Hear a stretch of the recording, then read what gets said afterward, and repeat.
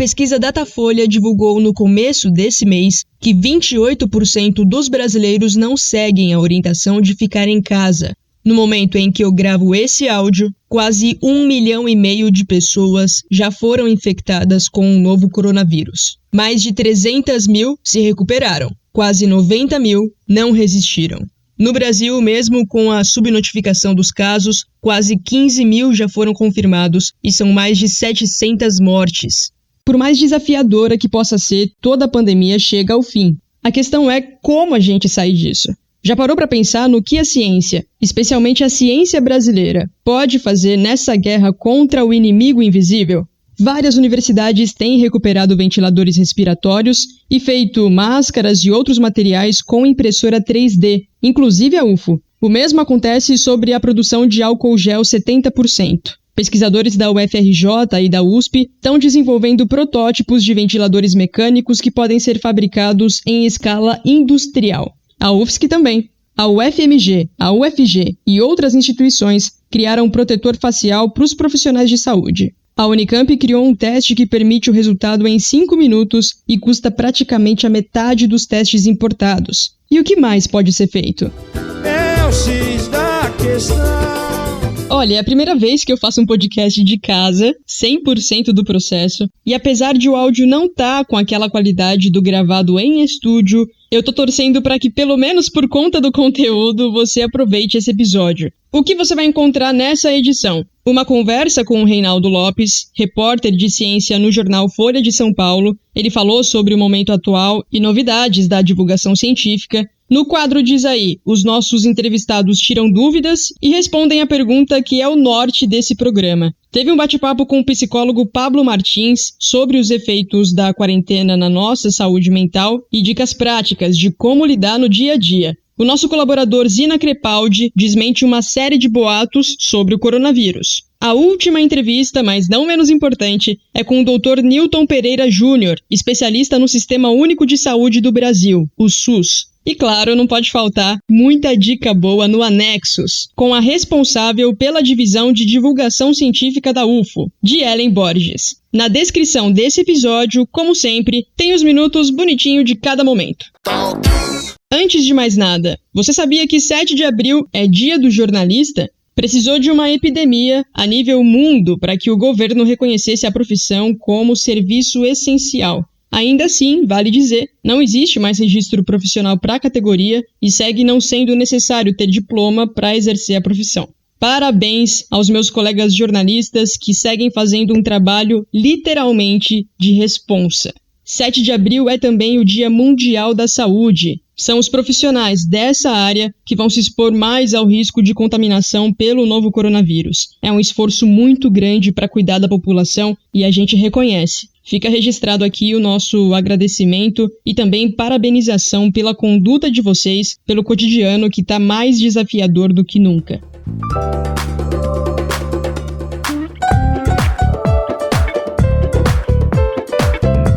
Ciência. Ao pé do ouvido. Nos últimos meses, especialmente nas últimas semanas, muita gente passou a se importar mais com o conhecimento científico. O Barômetro de Confiança, publicado pela Edelman em 16 de março, mostrou que cientistas e médicos são os porta-vozes que têm mais credibilidade no contexto atual. Junto com isso, veio também uma busca muito maior por notícias, por reportagens, por conteúdo jornalístico que fale sobre ciência. Para conversar comigo sobre o assunto, Reinaldo José Lopes, repórter de ciência e colunista no jornal Folha de São Paulo. Já publicou livros, passou pela TV Globo e tem toda uma carreira acadêmica na USP também. É um prazer ter a sua participação no Ciência ao Pé do Ouvido. Reinaldo, bem-vindo. Obrigado, o prazer é todo meu. Obrigado pelo convite.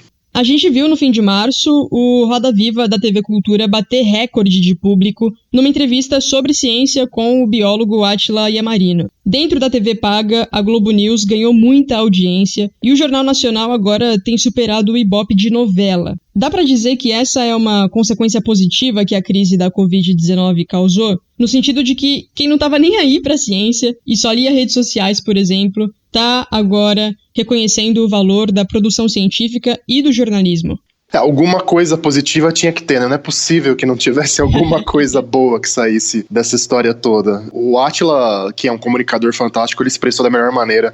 A diferença em relação a coisas que os negacionistas da ciência têm pegado muito, no caso do contexto atual, é muito clara. No aquecimento global, os resultados do negacionismo vão aparecer daqui a décadas. No movimento antivacinas, vão aparecer daqui a uns 10 anos, quando essas crianças não vacinadas crescerem. Mas agora, você negar a ciência, você vai causar mortes na escala de 2 ou 3 semanas, literalmente.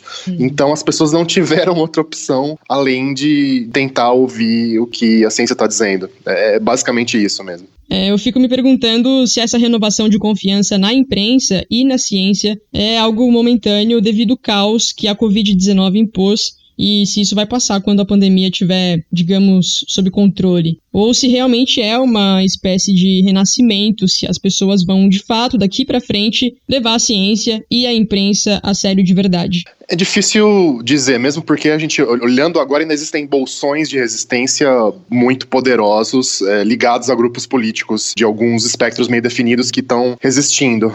Acho melhor ser cauteloso nesse aspecto, mas uma coisa é fato, embora as consequências do negacionismo apareçam muito rápido agora, outra coisa que a gente tem que levar em conta é que a situação não vai normalizar de repente. A gente está diante não de 2, 3 meses de situação atípica, mas provavelmente de pelo menos 1 ano, talvez 2 anos de coisas muito estranhas ou muito fora do comum para populações do começo do século XXI acontecendo. Então, esse efeito ele vai ser diluído e ao mesmo tempo reforçado ao longo de um tempo mais longo do que apenas esse momento pontual. Não sei, vamos ver. Eu acho que é difícil afirmar qualquer coisa e, de novo, essas forças anti-ciência elas vão continuar contra-atacando.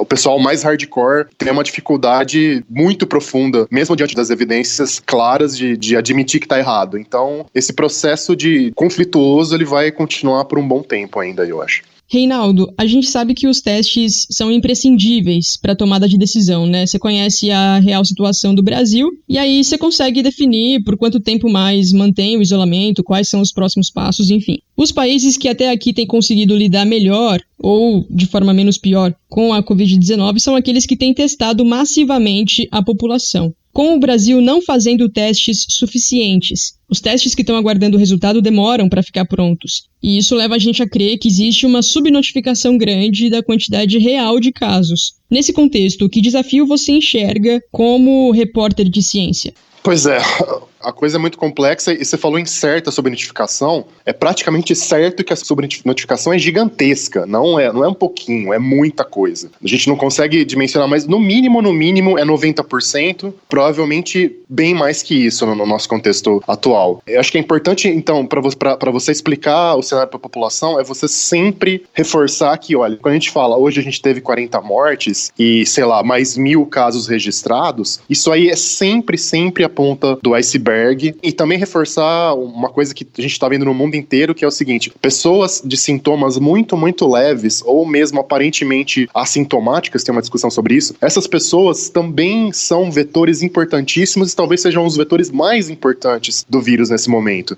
Desculpa, não usaria o termo vetor, mas os elementos de transmissão. Vetor, a gente não é mosquita no caso da dengue, né? Não é bem o termo correto. Mas, enfim, são os elementos de transmissão mais importantes do vírus. Então, de mensagem até prática, tipo, se você tiver uma febrinha, pega um atestado e não vai trabalhar, pelo amor de Deus, porque você pode estar fazendo a diferença entre a vida e a morte para um idoso, ou para uma pessoa com diabetes, ou para alguém com hipertensão, que você vai cruzar com ela no metrô, no ônibus, e não vai nem ter ideia de que foi você que levou aquilo para ela. Acho que reforçar o tempo todo essa questão da ponta do iceberg, acho que é a mensagem mais importante pro público nesse momento. Eu tenho visto muita gente falando coisas do tipo, eu não sou grupo de risco, não tem problema se eu sair na rua, tá tudo bem. Essa é uma burrice, é uma burrice monumental as pessoas falarem isso. Elas têm que botar na cabeça o tamanho da burrice que elas estão falando quando elas falam isso. Hipertenso, né, que é... Qual que é a proporção da população brasileira hipertensa hoje? É 1/4 da população, gente. Então é muita, não é o velhinho. E velhinho também, são 20 milhões de pessoas idosas no Brasil. Então, os grupos de risco, a hora que junta tudo, dá metade do Brasil ou mais. Isso que as pessoas têm que entender. E que as vidas importam, né? Pelo amor de Deus, né? Um país supostamente tão cristão quanto o nosso, as pessoas tinham que ter isso na cabeça também. Já são quase 6 anos seguidos de cortes de verba para pesquisa no Brasil. Essa é a oportunidade de o governo e a população perceberem por que a ciência não é um gasto, é um investimento essencial. Tomara que seja. Agora, ao mesmo tempo em que a gente tem uma situação realmente muito binária, assim, porque, de um lado, as pessoas realmente estão percebendo a importância do investimento em pesquisa, só que isso vem no momento que vai ter, inevitavelmente, não no Brasil, no mundo inteiro, o que quer que as pessoas fizessem, viria uma crise econômica muito grande. Então, dinheiro para investir diretamente em ciência, de maneira geral, não vai ter agora. Tudo bem, a gente entende. Mas, pelo menos, uma capacidade de priorizar para investir nessa pandemia e de maneira mais pensada em coisas, em ameaças que podem vir no futuro, então pensar nos investimentos em biologia e pensar, além do mais, em fomentar uma indústria de biotecnologia brasileira, esse é o grande gargalo dos testes que a gente estava falando. Por que tá tão difícil a gente testar? Porque não tem uma desgraça de uma empresa de biotecnologia que consiga fazer isso no Brasil hoje. A gente tem que importar tudo, importar todos os insumos e ainda por cima, até pouco tempo atrás, importar com barreiras alfandegárias terríveis que a Anvisa impunha, uma burocracia infernal que os cientistas sempre reclamaram há décadas disso. Então, pensar nessas questões estruturais, pelo menos, para que a gente, no futuro, porque outras coisas dessas vão vir, isso é inevitável, né? Quase uma certeza biológica da teoria da evolução, que a gente esteja preparado para isso quando novas ameaças vierem, porque elas vão vir, né? Eu vi uma notícia do Poder 360 falando que a Embrapa tá para liberar 43 mil testes por dia, e aí o resultado ficaria pronto em até 24 horas. Você sabe qual a viabilidade disso? Tem muita gente trabalhando nisso. Tem gente da Unicamp trabalhando nesses testes, tem gente da COP, do FRJ também. Então, tudo bem, acho que pode sair, mas uma coisa que eu vi nas minhas apurações é que tem também a questão do apuro, digamos, técnico e industrial do teste. Esses testes feitos um pouco mais rapidamente em lugares que estão acostumados em fazer coisas na escala de pesquisa, eles não vão ser tão precisos quanto a gente gostaria que eles fossem. Mesmo os testes importados da China, que estão vindo aí em milhões com a ajuda da Vale, para falsos positivos eles são relativamente bons, na faixa de 90%, mas os falsos negativos são muito altos, acho que só 30% de negativo é realmente negativo. Então, o problema de fazer isso na louca, na correria, é que você não vai ter a precisão que você gostaria que tivesse. Então, acho, de repente, viável que a Embrapa consiga fazer isso. Mas, de novo, 46 mil para nossa escala de que a gente precisa, que na verdade a gente precisa talvez testar 210 milhões de pessoas mais de uma vez ao longo do tempo, ainda é muito pouco. Aproveitando que você mencionou que tem coisa que não dá para fazer na correria, eu queria que você explicasse um pouco por que demora tanto fazer uma vacina. Na cabeça de muita gente é só misturar umas coisas no laboratório e disponibilizar para todo mundo. Pois é. A grande questão da vacina é que, número 1, acaba sendo muito mais arte do que ciência, em certo sentido. Envolve muita tentativa e erro até você chegar numa formulação. O que você vai usar? Você vai usar o material genético do vírus? Você vai usar uma proteína do vírus? Você vai tentar usar o vírus inativado? Enfim, qual que é a formulação exata que vai produzir aquela resposta imune, né? Aquela resposta de defesa do organismo, que vai ser viável para proteger as pessoas, número 1. E para você ver isso, demora, não tem jeito. Você mexe aqui, mexe ali, testa um pouco, testa outro pouco. E outra coisa muito importante também, que é o que acontece inclusive com a dengue, com outras doenças virais, é o risco de você dar a vacina para a pessoa, essa imunização da vacina não ser completa, e a hora que a pessoa entra em contato com o vírus de verdade, a vacina, na verdade, acabar ajudando o vírus a ter um efeito mais potente. Então você imagina se você solta isso rápido, sem a testagem mais cuidadosa, e você acaba piorando uma situação que já é muito grave. Então, as pessoas têm que botar na cabeça que não existe mágica em ciência, em biologia, que é super complicado, menos ainda. O resumo da ópera é esse. O mercado editorial científico movimenta bilhões de dólares por ano, com editoras mais renomadas cobrando caro para um estudo ser inscrito, com zero garantia de publicação, porque isso depende da análise do conteúdo. Com a situação do coronavírus, muitas plataformas liberaram acesso para acelerar o compartilhamento de dados e facilitar o desenvolvimento de, pelo menos, uma medicação contra a Covid-19. Na sua visão, essa ciência aberta, em que um pesquisador pode usar a conclusão de outro estudo com mais agilidade para uma pesquisa, que pode ser útil em outro estudo científico e assim por diante. Quer dizer, uma produção científica muito mais rápida. Na sua visão, essa realidade veio para ficar? Porque, nesse caso, a gente está falando de salvar vidas, né? Com certeza. É impressionante, assim, do ponto de vista emergencial, como as coisas se abriram nesses poucos meses aí. Eu vi uma estatística feita pelos meus colegas da Folha, a Sabine Righetti e o Estevão Gamba. Nos primeiros meses desse ano, a gente teve 700 pesquisas novas sobre o SARS-CoV-2, sobre o vírus da Covid, né, saindo. E tudo isso praticamente aberto. E não só as revistas formais, como os chamados arquivos de pré-print, né, que o pessoal, antes de publicar, que normalmente tem toda aquela coisa de proteger os próprios dados, tentar ganhar prioridade. Agora não, o pessoal colocando nesses arquivos para todo mundo ver antes de ser aceito para publicação, e as pessoas comentando e tweetando e compartilhando em outras redes sociais para que isso se espalhe. Eu espero que esse modelo, que fique cada vez mais clara a importância desse modelo numa situação como essa. Mas lógico que ainda existe uma resistência grande de muitas revistas tradicionais a essa liberação geral para todo mundo. Mas parece que é, digamos, um tijolinho da muralha, ou vários tijolos da muralha que estão caindo e abrindo frestas para as pessoas entrarem. Vamos ver. Vamos pensar num cenário de revolução da divulgação científica mesmo, apostando muito por conta da Covid-19. Não é fácil apurar informação, e aí eu tô falando de jornalista mesmo, produzir conteúdo sério e autoridades políticas zombarem, ainda incentivarem várias pessoas a se comportar da mesma forma. Como você vê, como você define o papel da divulgação científica nesse Brasilzão de meu Deus?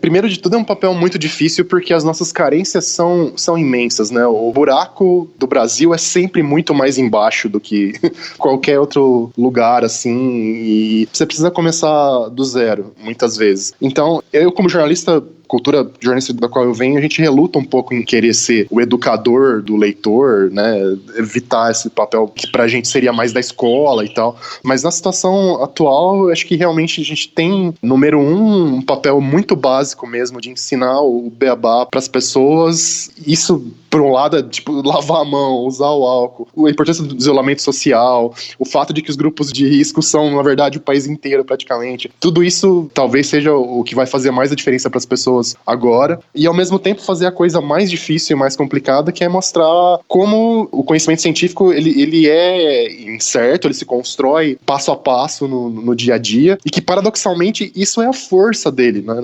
Essa capacidade de lidar com incerteza, de se transformar com conhecimentos novos e tal, é o que faz com que a gente faça coisas cada vez melhores, esperamos, e avance e construa um conhecimento mais sólido sobre o mundo. Então acho que são tentar se equilibrar nessas duas pontas aí desse espectro bem diferentes uma da outra, no fundo. Reinaldo, fala um pouco pra gente quais têm sido os desafios que você tem encontrado para produzir conteúdo sobre a pandemia.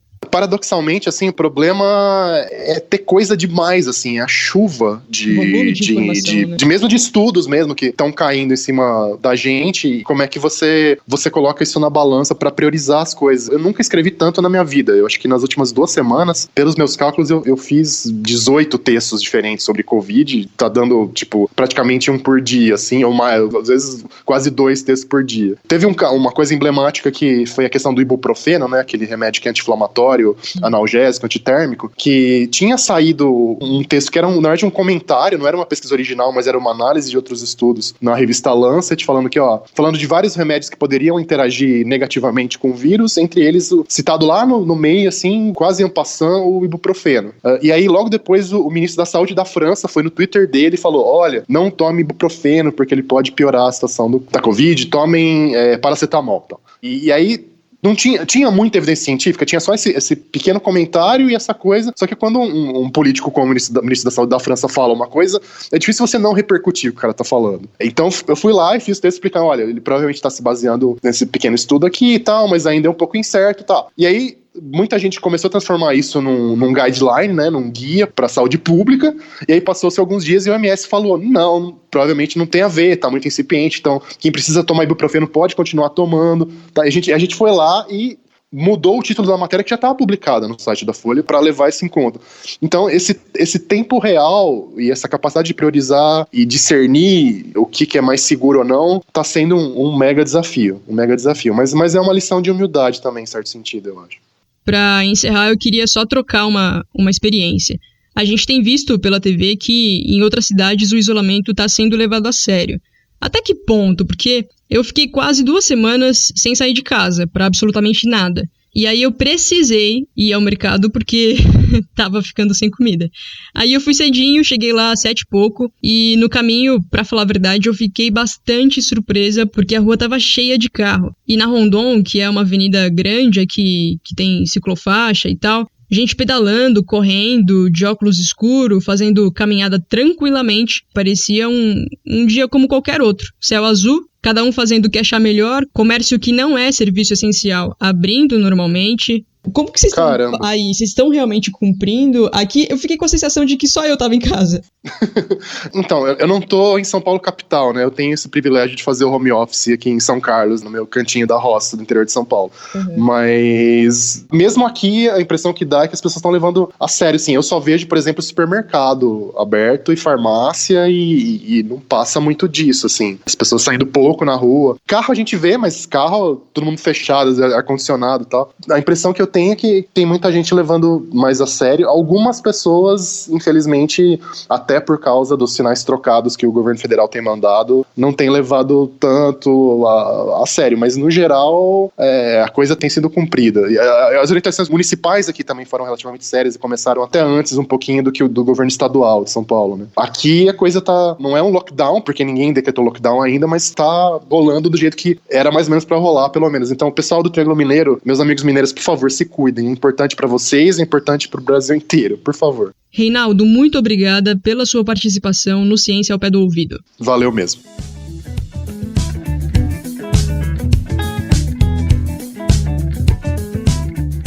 Chegou a hora do nosso quadro de perguntas e respostas. Tá pensando o quê?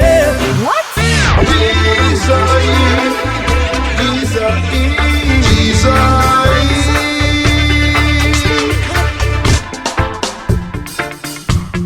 Aqui é o Rony, eu tenho 39 anos, sou vendedor aqui da William Autopeça. Minha dúvida é quem precisa usar máscara? No meu caso aqui, que sou vendedor, eu preciso usar máscara? Dr. Newton Pereira Júnior, professor na Faculdade de Medicina da UFO e gestor acadêmico do Hospital de Clínicas da Universidade. A orientação do Ministério da Saúde é recente. A partir dessa orientação, o Ministério da Saúde recomenda que os comunitários, né, as pessoas que não são profissionais de saúde, elas podem utilizar máscara de tecido. Essas são estratégias que o Japão, que a China e que agora mais recentemente os Estados Unidos e vários países europeus fazem. É recomendado que todo cidadão que estiver circulando no Brasil possa utilizar a sua máscara de tecido. E aí o Ministério recomenda como fazer, como higienizar, como guardar. Isso reduz bastante a transmissão das partículas que nós emitimos ao conversar, ao espirrar e ao tossir, deixando que a máscara cirúrgica fique para os profissionais de saúde. Então, a máscara de tecido, ou até o tecido não tecido, TNT, pode ser utilizado pela população, mas profissionais de saúde têm que usar máscaras específicas. Meu nome é Lu Anderson, tenho 24 anos. A minha dúvida sobre o Covid-19 é em relação aos hospitais que eles estão construindo, os chamados hospitais básicos. O que eles irão fazer com todo o material pós-epidemia?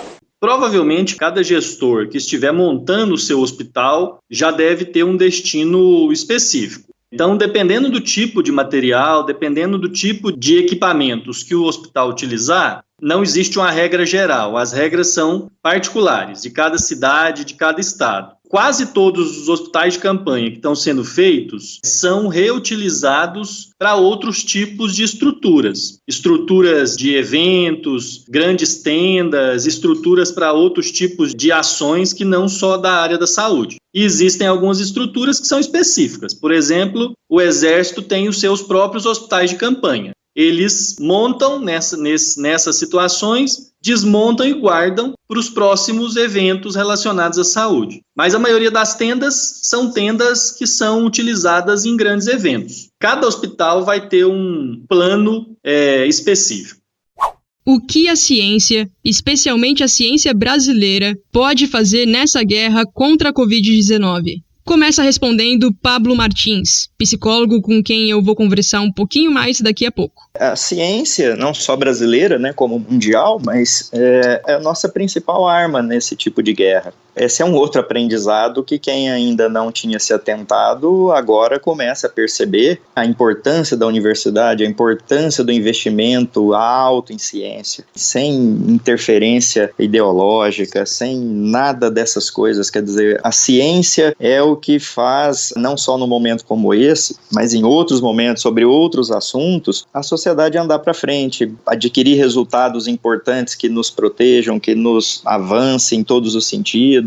Então, é de uma importância fundamental a gente conseguir apoiar, como nunca agora, o conhecimento científico, as universidades, e que também isso sirva de lição para todos os governos, né, de como que isso é uma prioridade e que poderia estar nos ajudando mais do que está, e já está ajudando bastante, mas poderia ajudar mais se a gente viesse já com investimentos maiores nessas áreas. A maior esperança de quem acredita na ciência, né, e eu sou uma dessas pessoas, é para mim a principal arma, a principal ferramenta nesse tipo de guerra que nós estamos vivendo. Então, um abraço, inclusive, para todos os cientistas aí. Agora, Reinaldo Lopes, repórter científico da Folha de São Paulo, com quem a gente conversou no começo do podcast. Eu acho que nesse momento a gente precisa de muita ajuda para quem puder, dos nossos biólogos moleculares, virologistas, epidemiologistas, conseguirem entender basicamente o que o vírus faz, como ele se espalha, quais as características dele, que é uma coisa que ainda ninguém sabe, então a gente pode ajudar a construir esse conhecimento, e esse conhecimento vai ter um impacto direto para as pessoas, assim. Sei lá, eu tô apostando na nossa capacidade de que se tem uma coisa boa no caráter nacional brasileiro, se existe a nossa capacidade de se virar bem com pouca coisa, e tô vendo muita gente fazendo esforços para desenvolver os testes, para trabalhar com vacinas. Tem um trabalho no INCOR lá da USP com um modelo de vacina que pode ser bem interessante, promissor, diferente do que eu tenho visto em outros lugares. Então eu acho que a gente tem uma capacidade de construir conhecimento básico e de repente de até inovar, desde que esse pessoal tenha algum apoio, pelo menos estratégico, que não teve até agora, infelizmente. E uma coisa que me dá esperança é a experiência da Zika. Apesar de tudo, apesar do desastre humanitário que foi os casos de microcefalia no Nordeste e tudo mais, foi graças ao esforço genuinamente brasileiro, muito rápido, muito ágil, inclusive em termos de financiamento, que a gente conseguiu entender o que a Zika causava e prevenir um desastre maior. Então, de repente, a gente tem a chance de repetir esse sucesso, apesar de tudo, agora com a Covid. Esperemos que sim. Rezemos para que sim. Ainda respondendo à pergunta sobre o papel da ciência brasileira contra o coronavírus, uma participação carioca de uma das instituições de pesquisa mais fundamentais do país. Olá, meu nome é Aline da Rocha Matos e eu sou pesquisadora do Laboratório de Vírus Respiratórios e do Sarampo do Instituto Oswaldo Cruz, no Rio de Janeiro, que atua na linha de frente de pesquisa e diagnóstico laboratorial do novo coronavírus. A ciência brasileira tem um papel fundamental no combate ao coronavírus. Diversos grupos de pesquisa estão mobilizados para dar à sociedade uma rápida resposta, assim como já agimos em outras crises sanitárias, como a associação entre Zika e microcefalia. Antes mesmo dos primeiros casos suspeitos no continente americano, a Fiocruz, por exemplo, já havia validado um protocolo de diagnóstico laboratorial pré-estabelecido por um grupo de pesquisa internacional. Em seguida, em parceria com o Ministério da Saúde e a Organização Pan-Americana de Saúde, atuou na linha de frente de preparação dos laboratórios públicos de diversos estados brasileiros e de 9 países na América Latina para a detecção do novo coronavírus. Esta ação, que foi liderada pelo Laboratório de Vírus Respiratórios e do Sarampo do Instituto Oswaldo Cruz, só foi possível devido a um trabalho de anos de estruturação da rede de vigilância do Ministério da Saúde. Também vale ressaltar a rápida mobilização da unidade produtora de kits de diagnóstico da Fiocruz em Biomanguinhos, para o desenvolvimento e produção de milhares de kits de diagnóstico, utilizando também conhecimento prévio adquirido com projetos de resposta a emergências anteriores. Pesquisadores brasileiros de universidades e institutos públicos de saúde também já conseguiram isolar o vírus em laboratório e realizar o sequenciamento viral de dezenas de amostras em tempo recorde.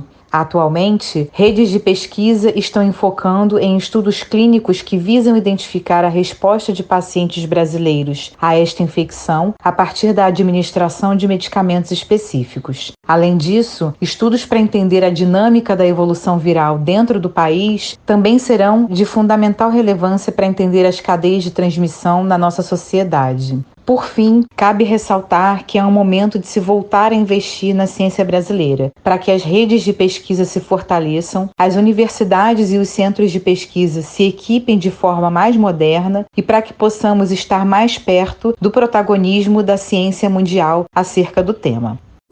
Antes da próxima pergunta, Dr. Newton Pereira Júnior, especialista no Sistema Único de Saúde do Brasil. Essa é uma das nossas maiores armas. Para toda crise sanitária, a gente precisa assistir as pessoas, porque elas estão passando por questões emergenciais, um risco grande de óbito, então tem que ter uma linha de frente na assistência. Mas se não tivermos uma estrutura de ciência e tecnologia robusta, a gente só vai apagar incêndio. Se não fosse os nossos grandes cientistas, sanitaristas, epidemiologistas, ao longo do século, nós não teríamos descoberto várias vacinas, erradicamos várias doenças, não teríamos disponibilizado uma série de medicamentos, inclusive quebrado patente de medicamentos e criado os medicamentos genéricos, que é uma outra consequência de todo o esforço que a política e a saúde brasileira fizeram. Não seria possível fabricar equipamentos modernos, muito menos exames de diagnóstico e processos terapêuticos em geral. Ou seja, se a gente fosse um país somente dependente da ciência de fora, da ciência estrangeira, que é necessária, nós não conseguiríamos sair de uma série de crises que nós já saímos. Principalmente nesse momento, que é uma crise internacional, infelizmente a gente vê pouca solidariedade entre os países, né? A gente acabou de ver final de semana aí uma guerra por respiradores entre Brasil, China e Estados Unidos. Todos os países estão querendo salvar os seus cidadãos. Por isso que é importante nós termos capacidade nacional de produzir ciência e produzir tecnologia. Esse é um dos grandes problemas que o Brasil enfrenta nos últimos 4, 5 anos. Houve uma redução bastante expressiva do orçamento para a ciência no Brasil. A CAPES perdeu mais de 80% do seu financiamento, CNPq, Ministério da Ciência e Tecnologia, a Universidade Federal de Uberlândia, vocês já fizeram várias matérias sobre a redução do orçamento da ciência e tecnologia e da própria Universidade Federal. E o dinheiro, né, o orçamento do SUS para ciência e tecnologia, que também já foi muito importante e expressivo, hoje ele é bastante reduzido.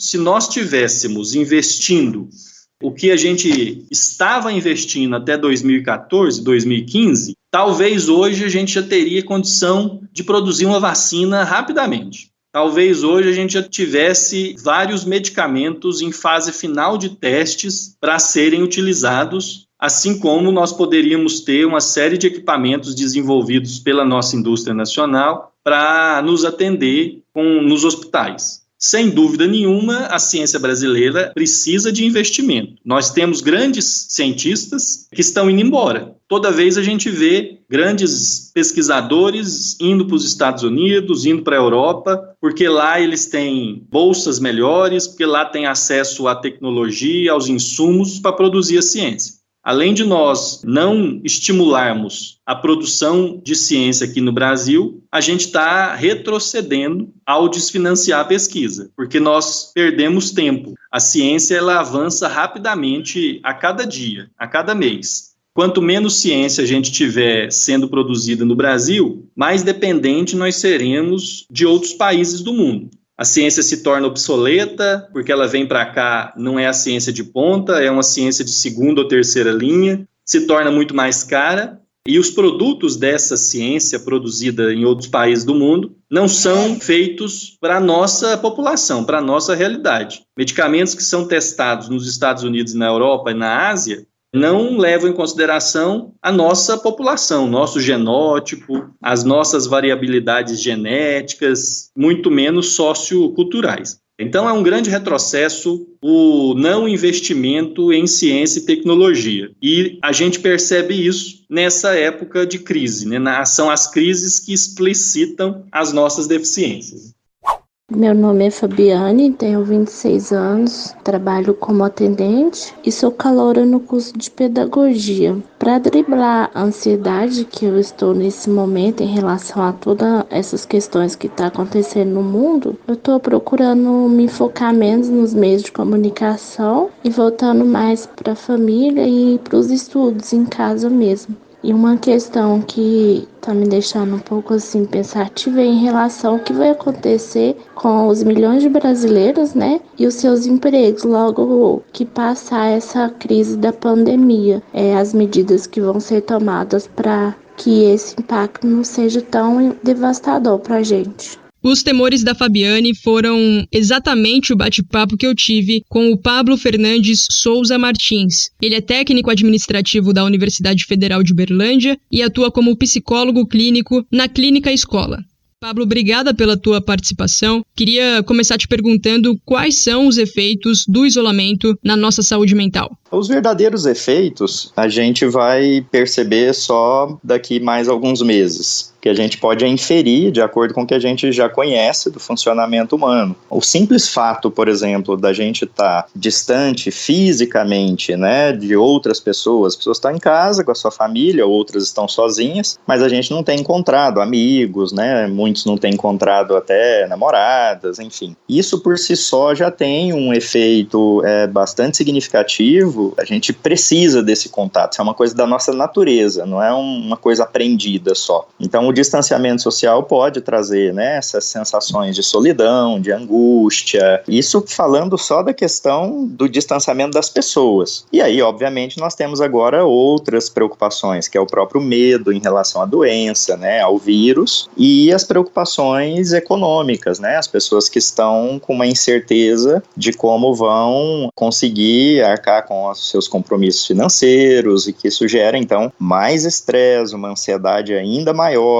pode agravar quadros de depressão. Tudo isso traz efeitos bastante intensos nesse momento. Você tocou em 2 pontos-chave. Primeiro, como lidar com o medo que pode surgir sobre saúde agora. E, em segundo lugar, quem está preocupado com o emprego, com como vai pagar as contas, a incerteza do amanhã na questão financeira. O que dá para fazer nesse momento? Em relação ao medo da contaminação, eu acho que a gente tem que ter cuidado apenas. Eu sempre lembro às pessoas que o medo é uma resposta também natural e que diante de uma interpretação de perigo, o corpo se prepara para reagir. Outros animais têm o mesmo mecanismo e nós temos isso de longa data na nossa evolução. Sentir medo é uma coisa natural. O que às vezes acontece é que a gente calcula mal os riscos, às vezes para mais, às vezes para menos. Então eu digo sempre que ter medo demais é muito ruim, ter medo de menos também é ruim, porque vai fazer você se colocar em risco. O que é importante é que as pessoas entendam que se elas ficam em casa, se elas obedecem essas orientações agora de confinamento, elas estão praticamente protegidas. Se quando elas precisarem sair, tomarem cuidado com as coisas que vão voltar para casa, né, coisas de supermercado, ter um sapato só para sair e deixar esse sapato separado, tirar a roupa, tomar um banho. Quer dizer, o ambiente dentro de casa, ele está seguro. Então agora é uma preocupação de quando sair de casa e em casa ficar tranquilo, porque é o ambiente absolutamente seguro que você pode ficar agora. Sair na rua, se expor, encontrar pessoas, ir a festinhas, que seja de poucas pessoas em casa de alguém. Isso não é nem um pouco indicado agora. Então não há necessidade de ter esse medo todo se você está respeitando as orientações desse momento de confinamento. Em relação à parte econômica, é outro medo que as pessoas têm. Eu acho que uma coisa também que as pessoas precisam entender, e muitas vezes alguns discursos públicos não ajudam muito, é que esse é um momento diferente para todo mundo e que requer de todos nós algum nível de esforço. Não dá para a gente querer manter a mesma renda, não dá para a gente querer manter todos os serviços que a gente pagava. Há realmente uma necessidade de que a gente se adapte por um período a um outro tipo de vida e que cobre das autoridades que cuidem dos mais necessitados. Isso é uma obrigação do poder público, garantir o mínimo para a sobrevivência das pessoas, para que elas tenham uma vida digna, né? Isso é uma coisa que tem que ser garantida sempre. Agora, num momento como esse, muito mais, e não fazer terrorismo para as pessoas de que elas têm que escolher entre ir trabalhar e morrer ou pegar o vírus, ou elas morrem de fome, porque vão perder o emprego. Não é obrigação do Estado garantir que essas pessoas tenham o mínimo de condições de passar por esse período. E todos nós vamos ter que fazer um esforço. O empresário vai ter que entender que o lucro dele vai ser menor, ou que ele vai trabalhar sem lucro líquido nesse momento. Todo mundo, toda a sociedade vai ter que fazer um esforço para vencer esse desafio. Com muita notícia o tempo todo sobre a pandemia, como driblar a ansiedade que muitas vezes toma conta? Eu tenho orientado algumas pessoas que me perguntam isso da seguinte forma: é claro que você não vai ficar alienado do que está acontecendo, até porque as instruções do que a gente precisa fazer, elas se modificam com muita velocidade. Então, estar sabendo se mudou alguma coisa da instrução é importante. Se você já está consciente de qual é o quadro, de que você está respeitando o isolamento social, eu penso que é importante que as pessoas também tenham a possibilidade de se distrair um pouco desse assunto em casa. Assistir um filme, brincar com o filho, desligar mesmo um pouco a TV, não porque ela não está falando a verdade, ela está falando a verdade, mas não há necessidade de eu ver que a curva aumentou tantos mil infectados em 3, 4, 5 jornais. Então eu posso ir ver um filme, eu posso conversar com alguém online, fazer uma videochamada, isso é uma coisa. A outra é a necessidade de você manter uma rotina mínima. Isso tem deixado as pessoas também ansiosas, porque elas acordam sem saber exatamente o que vão fazer, em que horário. Muitos mesmo em home office, né, estão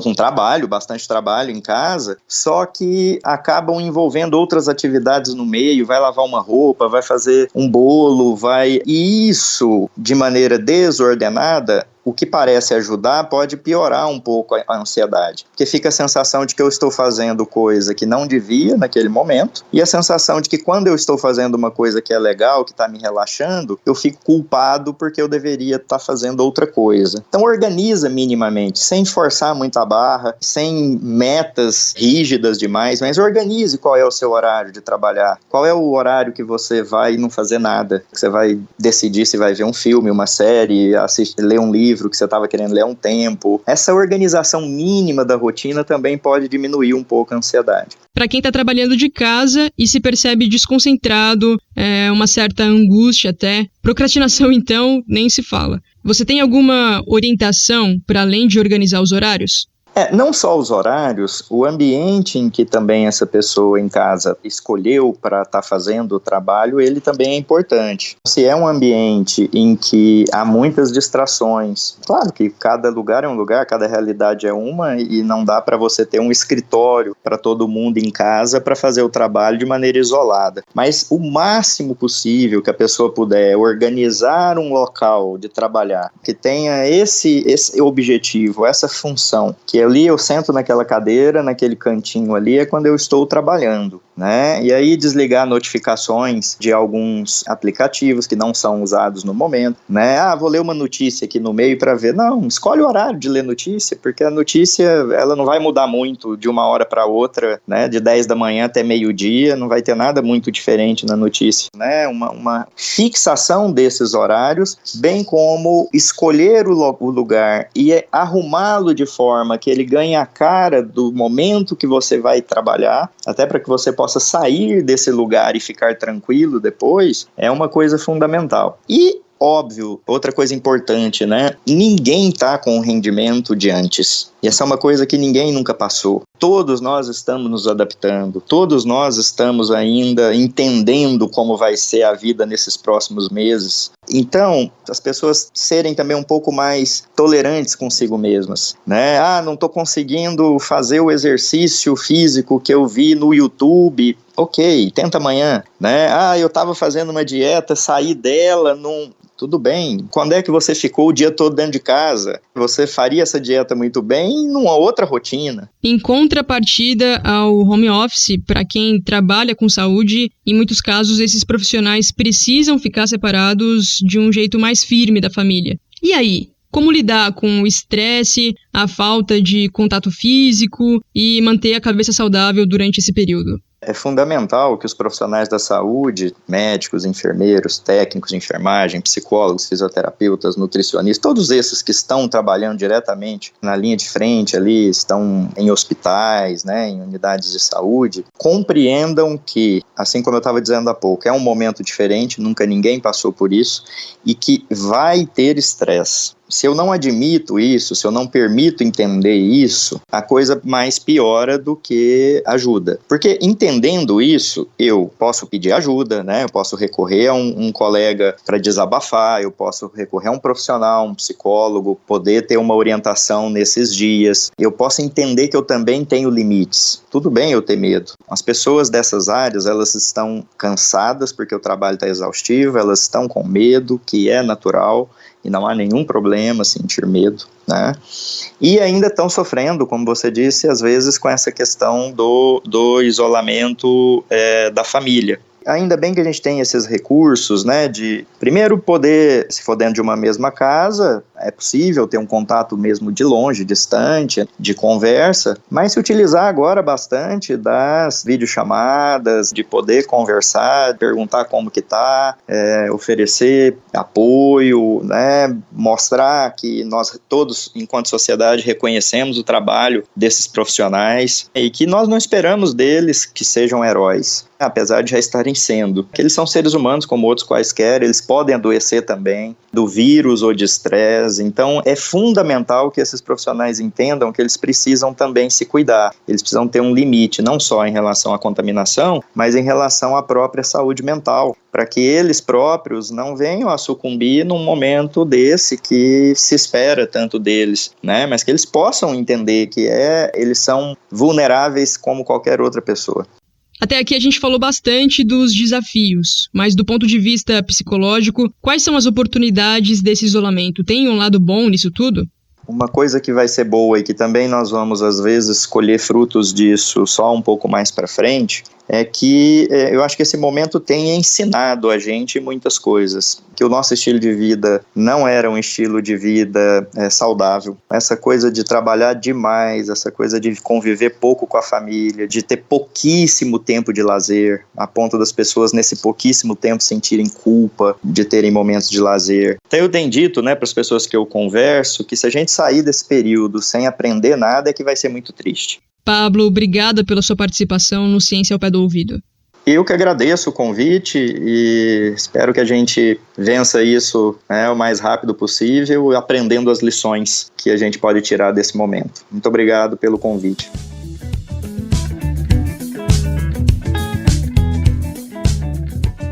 Talvez uma das coisas que a gente possa aprender com essa pandemia é o quanto informação séria, checada, comunicada com responsabilidade faz diferença. Num caso extremo como o que a gente está vivendo, pode literalmente salvar vidas. No começo do programa eu comentei que 7 de abril é dia do jornalista e é justamente esse profissional que tem o compromisso de apurar os fatos, as informações que surgem, fazer um filtro e eticamente publicar notícias, reportagens e informar as pessoas. Pensando nisso, o Zina Crepaldi, colaborador do Ciência ao Pé do Ouvido e estudante de jornalismo na Universidade Federal de Uberlândia, chega para desmentir uns absurdos que estão rodando por aí.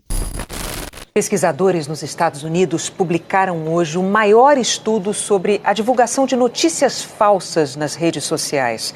Mentiras são difundidas de forma muito mais rápida e abrangente do que as notícias reais.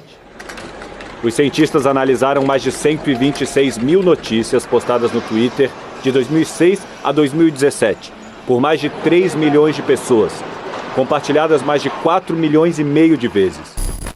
Olá, Josi e ouvintes do Ciência ao Pé do Ouvido. Tão importante quanto o combate à pandemia do novo coronavírus é combater a desinformação com as chamadas fake news e os boatos com conteúdos duvidosos que são compartilhados na internet e se espalham nas redes sociais e principalmente no WhatsApp. Você que me ouve agora provavelmente já deve ter recebido alguma mensagem de um conhecido ou parente com esses conteúdos, não é mesmo? Principalmente agora que a gente passa mais tempo em casa, vem um bombardeio de informações o tempo todo. E às vezes surge aquela dúvida, será que isso é verdade? E pensando nisso, eu separei 5 informações que estão sendo divulgadas nas redes sociais sobre a Covid-19. Recentemente circulou nas redes sociais que beber muita água de 15 em 15 minutos previne o coronavírus, que fazer o gargarejo com água morna, sal e vinagre ou com bicarbonato matam o vírus e que beber vinho ou chá podem curar a doença. Até o momento, início de abril, quando eu estou gravando, não existe tratamento cientificamente comprovado contra o coronavírus. Fazendo tudo o que esses boatos indicam, você vai conseguir no máximo manter aí o corpinho bem hidratado, o que inclusive é fundamental ainda mais nesse calorão. Agora, dizer que previne ou que cura a infecção é fake, é falso. O melhor que você pode fazer para se cuidar é lavar sempre as mãos com água e sabão e ficar em casa. Zina, mas eu preciso sair, o que eu faço? Olha, você pode usar uma máscara caseira. Inclusive, no portal comunica.uf.br tem um tutorial sobre como você pode fazer a sua. Carregue o seu álcool em gel, 70%. Além disso, claro, leve o isolamento físico a sério. Outro assunto que toda semana chega no WhatsApp é sobre o anúncio de uma vacina contra a Covid-19. Ora dizem que a descoberta é do Brasil, outra hora que foi a China, a Rússia ou Israel. Pessoal, isso é fake. Embora os cientistas do mundo inteiro estejam se dedicando ao estudo do novo coronavírus, a descoberta de uma vacina segura e eficaz é uma solução ainda distante. Normalmente, as vacinas são criadas depois de 5 a 10 anos de muita pesquisa. Neste caso, como existe um esforço mundial, o processo pode ser um pouco mais rápido. Sendo otimistas, talvez em 1 ano, 1 ano e meio. No episódio de fevereiro do Ciência ao Pé do Ouvido, a gente falou sobre como surgiu o coronavírus e cientistas da Unicamp e da UFO explicaram os bastidores da criação de uma vacina. Desenvolver uma vacina para um vírus não é uma coisa muito fácil. Na verdade, é uma das coisas mais complicadas que a gente tem hoje, tanto quanto desenvolver um tratamento. Se você não ouviu, fica a sugestão.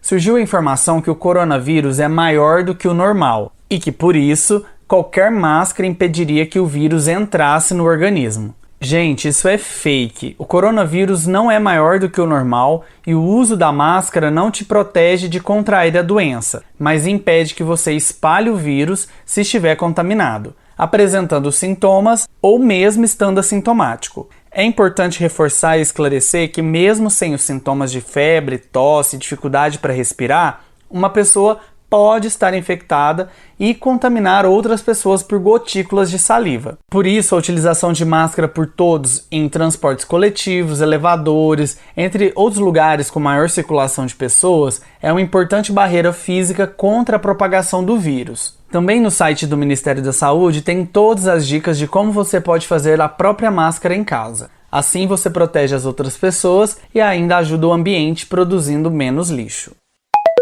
Viralizou que a quarentena não surtiu efeitos na Itália. Também estão dizendo que na Holanda, sem adotar o isolamento físico, o país conseguiu conter a propagação do coronavírus. Isso é muito fake, pessoal. Depois de semanas em completo isolamento, a Itália já começou a perceber que a propagação do novo coronavírus está desacelerando no país. Os italianos estão em quarentena desde o dia 10 de março e no começo de abril, inclusive, decidiram estender esse prazo até a Páscoa. Existe uma plena consciência das autoridades da Itália que não é momento de afrouxar as medidas. Sobre a Holanda, também é fake. O país adotou sim quarentena. Nesse momento não dá para comparar a realidade brasileira com a dos países europeus simplesmente porque estamos em estágios diferentes da pandemia. O Brasil ainda não chegou ao pico de casos. Na nossa realidade, não é simples olhar para os dados e tirar conclusões, especialmente porque não se sabe quantos casos de verdade existem aqui e faltam testes em todas as regiões do país. A confirmação de quem já foi testado não revela o retrato da infecção em tempo real. Isso porque a fila de casos suspeitos a cada dia que passa só cresce. A recomendação da Organização Mundial da Saúde e do Ministério da Saúde é ficar o máximo possível em casa para evitar a propagação do vírus. Essa é a forma mais eficaz conhecida até o momento para não sobrecarregar o sistema de saúde. Caso contrário, pode haver um colapso no país. Por isso, vamos continuar seguindo as orientações das autoridades médicas e sanitárias. Circulou nas redes sociais o vídeo que mostra o desabastecimento no Ceasa da cidade de Belo Horizonte. Esse seria o resultado da quarentena. Aí o boato diz que o Bolsonaro teria razão quanto ao posicionamento a favor do isolamento vertical. 31 de março de 2020, eu tô aqui no Ceasa de Belo Horizonte. Dá uma olhada aí, gente, ó. Dá uma fragada no movimento aí, ó. Isso aqui se chama desabastecimento. Para você que falou, depois do discurso do presidente, que economia não tinha importância, que o importante eram vidas, dá uma olhada nisso aí, ó. Pois é, fome também mata. Fome, desespero, caos também matam. Okay? Acabamos de ouvir o áudio extraído do vídeo. Essa mensagem se espalhou na internet graças ao tweet do presidente Jair Bolsonaro. O conteúdo da mensagem é fake. A Ceasa esclareceu que não há desabastecimento e estão mantidas as atividades em todas as unidades no estado. Contagem, Juiz de Fora, Governador Valadares, Caratinga, Barbacena e em Uberlândia. Sobre o isolamento vertical defendido pelo presidente, que restringe o isolamento aos grupos de risco, basicamente isso vai contra a recomendação das autoridades de saúde do Brasil e do mundo inteiro.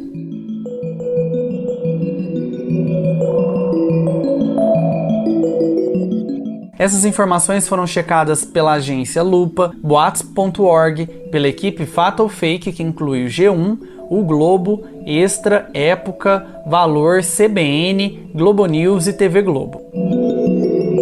Se você receber alguma mensagem com foto, áudio ou vídeo sobre o novo coronavírus, antes de sair compartilhando, analise o conteúdo, vê se tem link, se a fonte é confiável, se não tem erros de português, se a informação é séria, de qualidade, se pode realmente salvar vidas. Antes de finalizar, eu recebi esse áudio e nesse momento de isolamento social é bom a gente poder rir um pouquinho. Tava aqui pensando, né? Por que que a minha mãe falava, não era criança, né? Há quanto tempo? Hoje que eu tô entendendo isso. Hoje você não sai de casa, nem aqui, nem na China. Agora que eu fui entender isso daí. Tá aí, minha mãe tinha razão. Vamos ficar em casa, sair somente quando for necessário e tomar claras medidas de higiene e de distanciamento. Até a próxima, pessoal!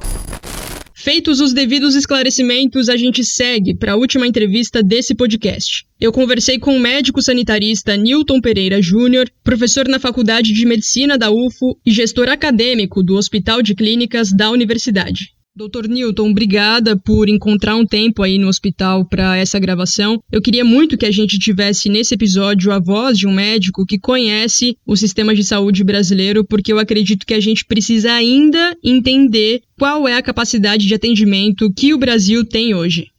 Ok, acho que é importante destacar inicialmente que o Sistema Único de Saúde é o nosso maior aliado no enfrentamento a essa pandemia. Poucos países do mundo têm sistemas universais de saúde estruturados como o nosso.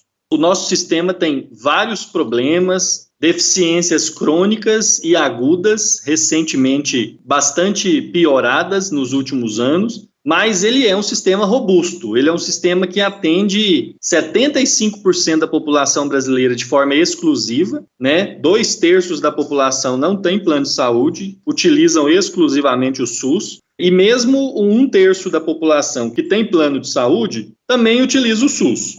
Então é um sistema que atende de fato toda a população brasileira. Se estrutura numa grande rede de atenção básica, que são as unidades de saúde, os postos de saúde, que atendem mais de 70% da população brasileira.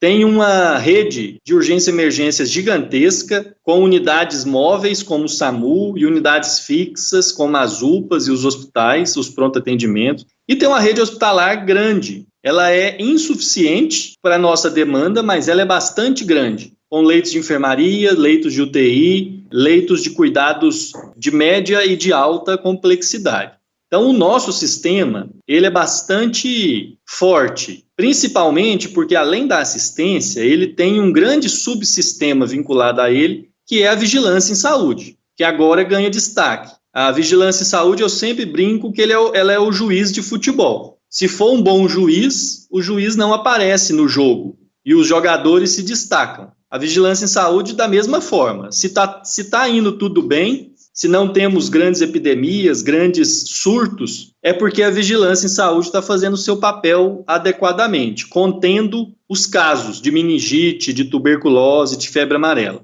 Quando há algum problema, a vigilância em saúde aparece com mais ênfase. E aí a gente vê agora a importância da epidemiologia, da vigilância sanitária, da prevenção, da vacinação, que são todas ações da vigilância em saúde. Nenhum sistema privado, nenhum plano de saúde e poucos sistemas do mundo têm uma vigilância em saúde tão forte quanto a vigilância em saúde brasileira. Quais são os dilemas dos profissionais de saúde numa situação extrema, como é o caso dessa pandemia? Sem dúvida nenhuma, o cotidiano do profissional de saúde, em períodos normais, já é bastante desgastante, bastante adoecedor em alguma medida. O adoecimento físico e mental dos profissionais de saúde são evidências internacionais que nos mostram que nós precisamos cuidar muito da saúde do profissional de saúde, no ambiente normal. Porque todo ambiente de hospital, principalmente, de UTI, de centro cirúrgico, de enfermaria,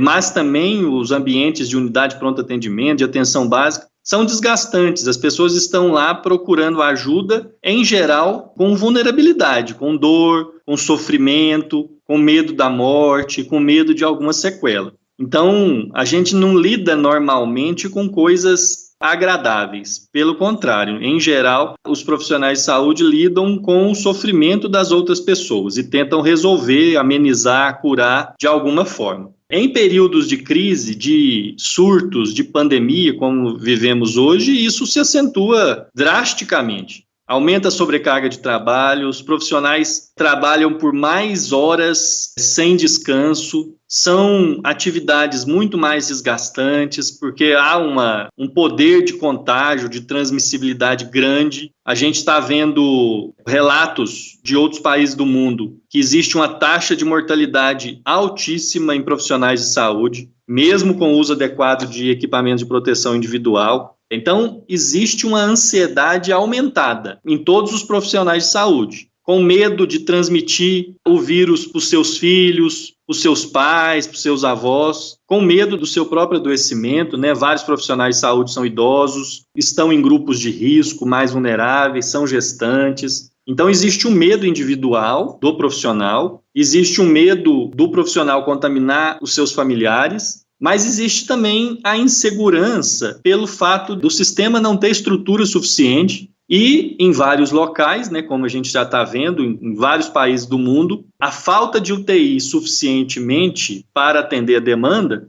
faz com que o profissional tome decisões muito difíceis entre decidir quem vive e quem não vive, porque teremos apenas um respirador para 2, 3, 4 pacientes, né? Então, sem dúvida nenhuma, precisamos estruturar melhor o sistema e também dar um apoio psicopedagógico, social, emocional para o trabalhador de saúde que está vivendo um enfrentamento, é uma verdadeira guerra, como muitos falam. E o soldado que está na linha de frente normalmente é o mais atingido. Por isso que ele tem que ser o mais cuidado e o mais apoiado nesse momento. O que o senhor pode dizer para quem pensa, eu tenho plano de saúde, eu não vou precisar do SUS, ou eu não sou grupo de risco, não preciso me preocupar?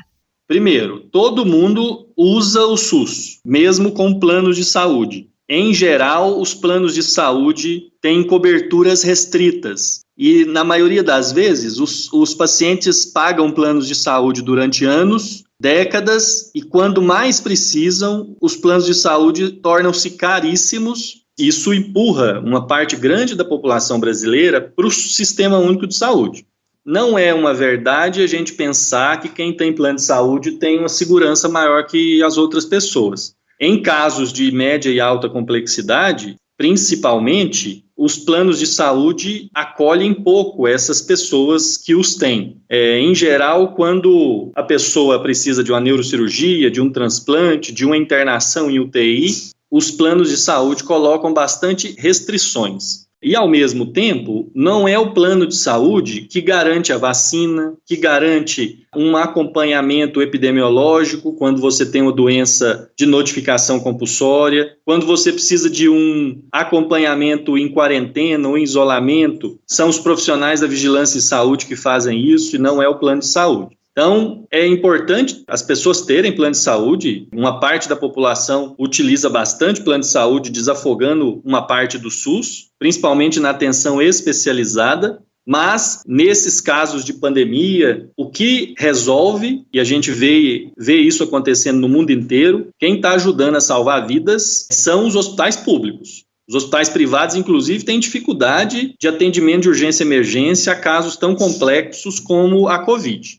E no outro sentido, a questão de ficar em casa, do isolamento social, de diminuição do convívio social, é muito importante nesse contexto de uma doença que tem altas taxas de transmissibilidade, de contágio. Existe uma pseudo-dicotomia, uma falácia, a gente dizer que temos que preservar a economia, porque senão o desemprego vai aumentar as mortes. É um discurso falso. Primeiro movimento que todos nós temos que fazer, enquanto profissionais de saúde, enquanto Estado brasileiro, é preservar as vidas. A economia a gente recupera depois, mas as vidas não são recuperáveis, E as projeções internacionais e nacionais, com relação ao avanço dessa pandemia, mostram cenários catastróficos. De pelo menos, no melhor dos cenários, em torno de 40 mil mortes no Brasil. Então, sem dúvida nenhuma, enquanto não temos a produção de vacina, enquanto não temos comprovado a eficiência de vários medicamentos que estão em teste,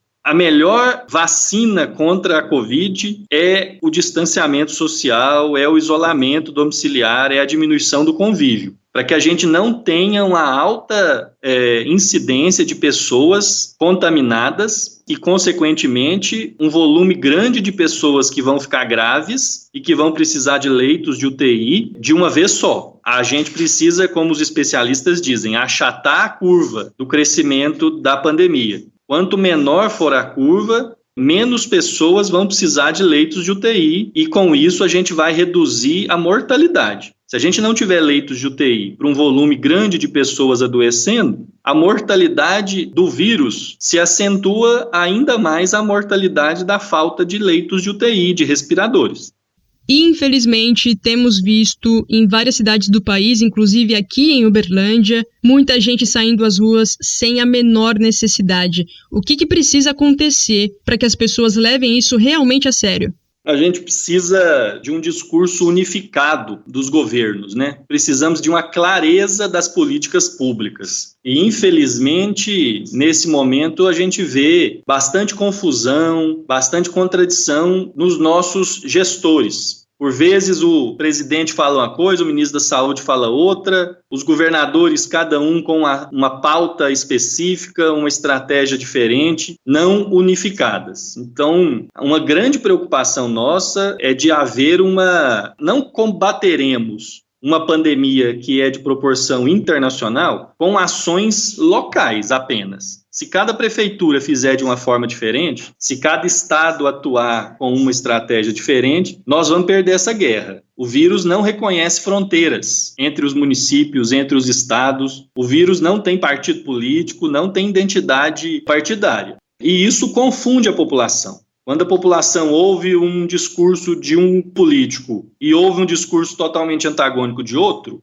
a população vai ficar confusa. Então, a culpa não é da população. O principal responsável são os gestores das políticas públicas que não dão respostas claras. Hoje, o nosso isolamento social, que o Brasil está fazendo, em maior ou menor medida em cada estado, ele não é um isolamento social agressivo, igual temos hoje na Itália, na Espanha, onde o exército está na rua proibindo as pessoas de saírem de casa. Não é como a China, que coloca dispositivos eletrônicos nas casas das pessoas para elas não saírem de casa. A gente tem um isolamento bastante frouxo. As pessoas andam pelas ruas, vão nos supermercados em aglomerações, estão indo na praia, como nós vimos ontem, as praias do Rio de Janeiro, que a televisão mostrou. O isolamento social no Brasil ele é bastante frouxo, bastante falho ainda. E mesmo assim já conteve a curva de crescimento. Todas as ações que nós tomamos hoje, ela reflete para os próximos 15 dias, que é o período de incubação do vírus. Então, nos últimos 15 dias, nós começamos a fazer um isolamento. A nossa curva poderia ser muito pior hoje, comparada a 15 dias atrás, se não tivéssemos tomado nenhuma medida. Houve uma melhora da curva, mas ela continua inclinada e em aceleração. É necessário que a gente tome medidas mais drásticas, que a gente consiga conscientizar as pessoas da importância de ficarem em casa. E para isso nós precisamos de programas como esse, precisamos de orientação na grande mídia, precisamos de uma educação sanitária em todos os espaços que a gente conseguir, mas principalmente precisamos de clareza e de unificação dos nossos gestores, dos nossos políticos.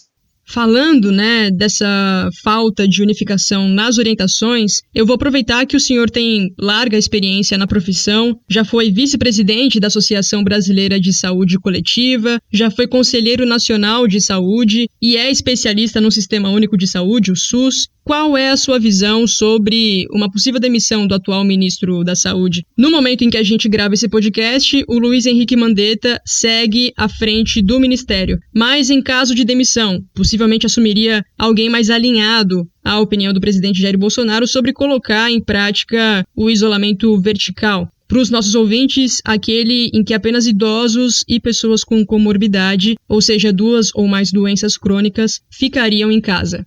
Independentemente de quem estiver assumindo a gestão do governo federal nesse momento, do Ministério da Saúde, o Ministério da Saúde, para nós que somos especialistas em saúde pública, é o gestor federal do Sistema Único de Saúde.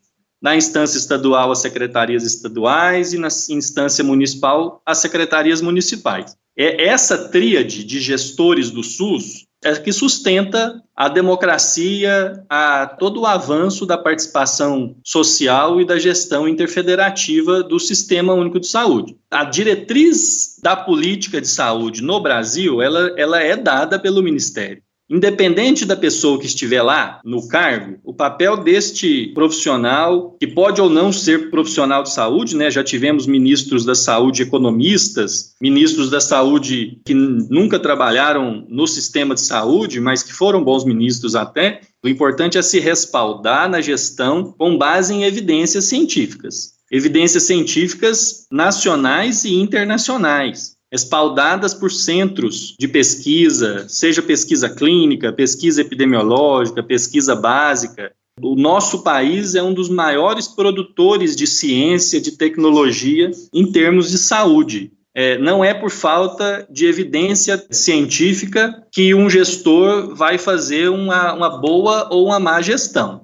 Essa atual gestão do Ministério, apesar de algumas falhas, de demora na compra de insumos, de retardar algumas decisões que deveriam ser tomadas lá em janeiro, quando a gente já sabia que o Covid estava chegando no Brasil, tivemos vários alertas e tivemos atrasos na condução da política. Mas essa gestão atual do ministro Mandetta mostra que foram feitas algumas ações corretas, de orientações, inclusive, contrárias ao próprio presidente da República, E mesmo assim, ele manteve a questão técnica. Os profissionais que estão com ele são profissionais com experiência em gestão do SUS, em nível municipal, em nível estadual, federal, inclusive. Então, essa gestão, apesar de diversos problemas, inclusive desde o ano passado nós criticamos por uma diminuição do orçamento, que agora a gente vê o resultado. Então, houve uma redução no financiamento da atenção básica, no incentivo e no financiamento de pesquisa em ciência e tecnologia, aplicada à vacina, aplicada a novos medicamentos. A Fiocruz foi desfinanciada, os institutos de pesquisa foram desfinanciados. Houve uma série de equívocos dessa atual gestão, inclusive do próprio ministro da Saúde.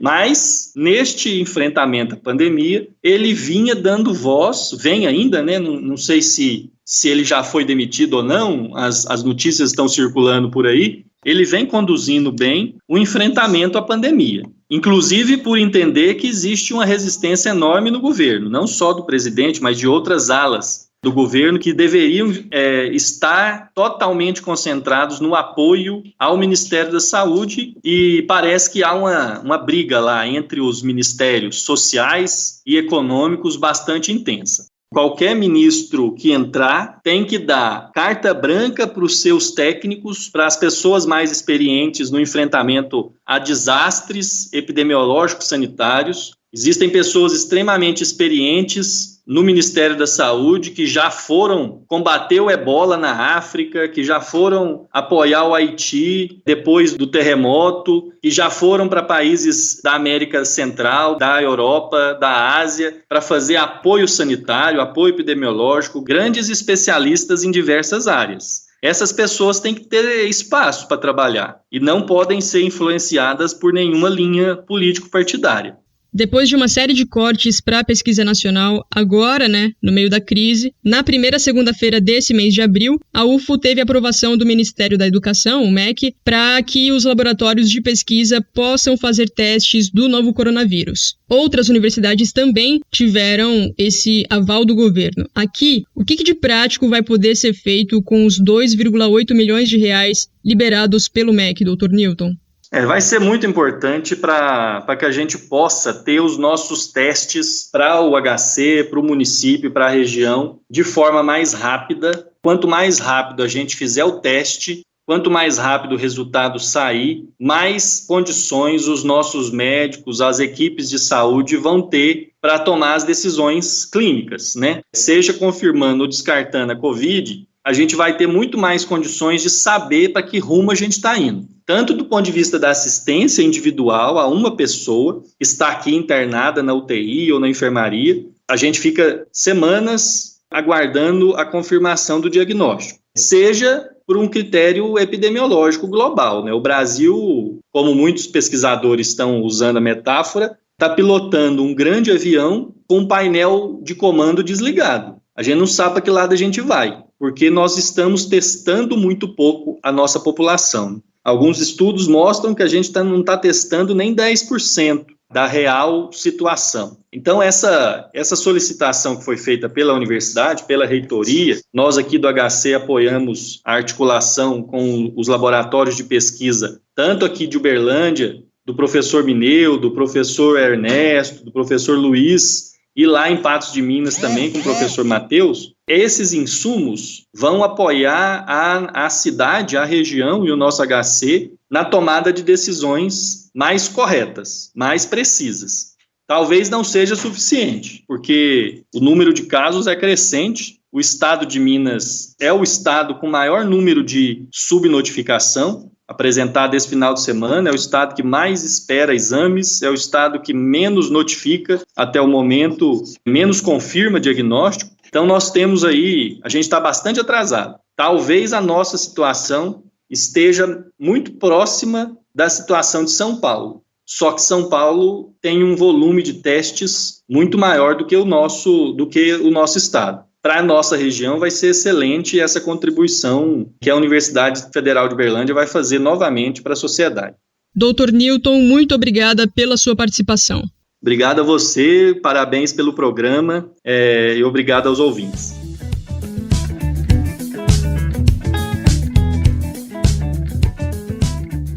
Agora, aquele momento super aguardado, descontraído e com excelentes dicas, apresentado pela jornalista Dielen Borges.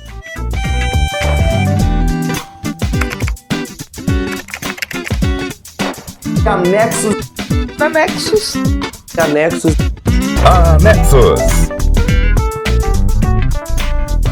Oi, Josi. Oi, ouvintes do Ciência ao Pé do Ouvido. Hoje a minha voz, que naturalmente já tem um timbre infantil, executado em melodia mineira e cadência tímida ansiosa, está na sua forma ainda mais primitiva, porque foi captada não nos estúdios de alta tecnologia da Rádio Universitária de Uberlândia, mas sim na minha própria casa, onde estou em home office e isolamento social há alguns dias. E o que tenho percebido é que acho que a gente nunca viu tanta divulgação científica de uma vez, né? Tem até um áudio de WhatsApp, cheio de razão, reclamando disso. Nossa senhora, meu nariz tá entupido também e eu também tô ficando doida. Vai trabalhar, fica em casa, morre de vírus, morre de fome, marido em casa, filho pulando, filho gritando, gato miejando, gato cagando, gato miando, cachorro latindo, tudo junto, vídeo de biólogo, vídeo de médico, vídeo de empresário, vídeo de infectologista, vídeo do enfermeiro, vídeo do povo, vídeo do zap, velho do zap, tudo do padre, velho do padre, o vídeo do padre, o vídeo do pai de santo, o vídeo do pastor, do especialista, especialista disso, especialista daquilo. E de fato, às vezes a gente fica meio perdido com tanto conteúdo. Tudo isso se mistura com as fake news, a desinformação, e aí fica mais complicado. Então, uma curadoria com dicas de conteúdo pode ajudar. Assim como fizemos na edição de março, nós trouxemos nos anexos de abril um influenciador da divulgação científica, o Átila Yamarino, do canal Nerdologia, que é um dos canais sobre ciência mais famosos do país, com mais de 2 milhões de inscritos. Sejam bem-vindos ao Nerdologia. Eu sou o Átila, biólogo, pesquisador e todo dia aprendendo uma coisa nova. O Átila esteve no centro do debate sobre coronavírus no Brasil em alguns momentos, principalmente quando ele fez uma live em meados de março explicando cientificamente os possíveis cenários da pandemia no Brasil e como o país poderia chegar a 1 milhão de mortos se não adotasse as medidas de isolamento social. Ele também participou do programa Roda Viva da TV Cultura e disse que o mundo para o qual desejamos voltar já não existe mais, então vamos ter que repensar muita coisa. O Átila Yamarino é biólogo, doutor em microbiologia pela Universidade de São Paulo, a USP, e vale a pena buscar o canal Nerdologia no YouTube. O Átila fala sobre tecnologia, física, química, e lá no canal tem também o Felipe Figueiredo, que fala sobre história, política e sociedades. Bom, gente, mas e quando o coronavírus chega à periferia? Como está a divulgação científica nas favelas?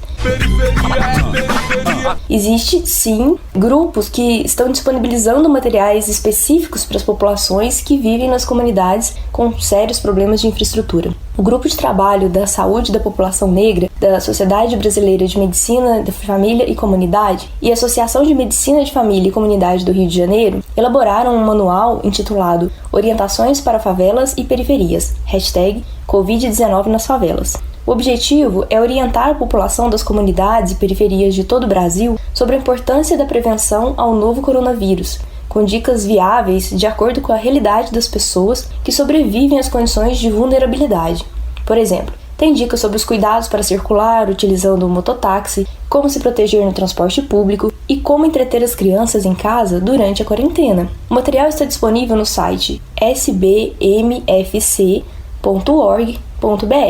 Mas lá tem bastante coisa, então a forma que eu achei mais fácil de encontrar o manual é buscando no Google Orientações para Favelas e Periferias, #Covid-19 nas Favelas. O PDF do manual é a primeira coisa que aparece. Gente, busquem também a comunicação pública da ciência. As universidades e outras instituições públicas estão produzindo excelentes conteúdos direto da fonte. Eu vou dar o exemplo aqui da UFO, claro. Ah, bem pensado. Em especial, eu gostaria de indicar o Instagram, UFO_oficial. Lá nós temos vídeos, links para reportagens e colunas escritas pelos próprios cientistas da universidade e até uma sessão de dúvidas. Nós chamamos de Pergunte a um Cientista, em referência ao evento do Grupo Via Saber de São Paulo, que nós já fizemos em parceria com eles aqui em Uberlândia também.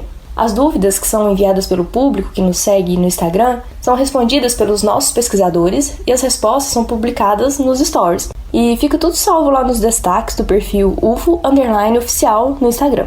Se você está em outra região, procure também os canais das universidades que estão aí mais perto de você. E para o nosso público que escuta o Ciência ao Pé do Ouvido, só que ao pé do ouvidinho, as crianças, nós temos a dica de um outro podcast, que foi lançado agora no fim de março pelo projeto Minas Faz Ciência da FAPEMIG. O nome do podcast é Histórias de Ninar para Pequenos Cientistas.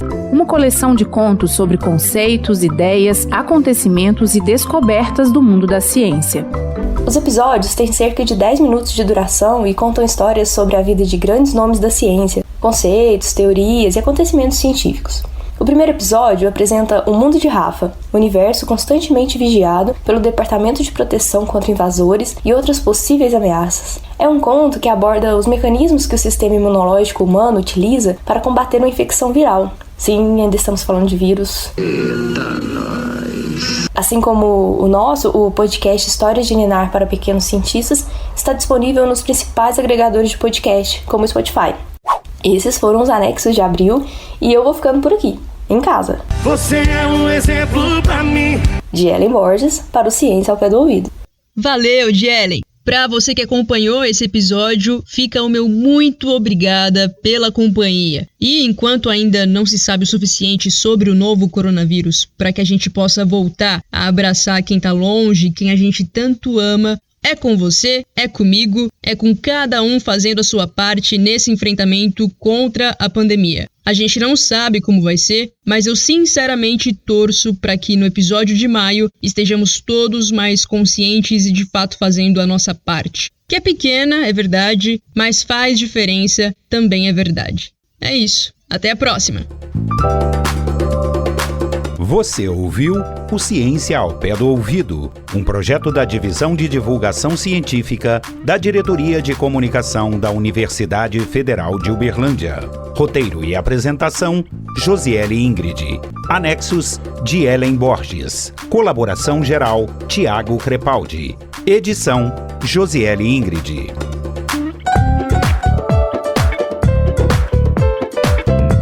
Ciência ao pé do ouvido.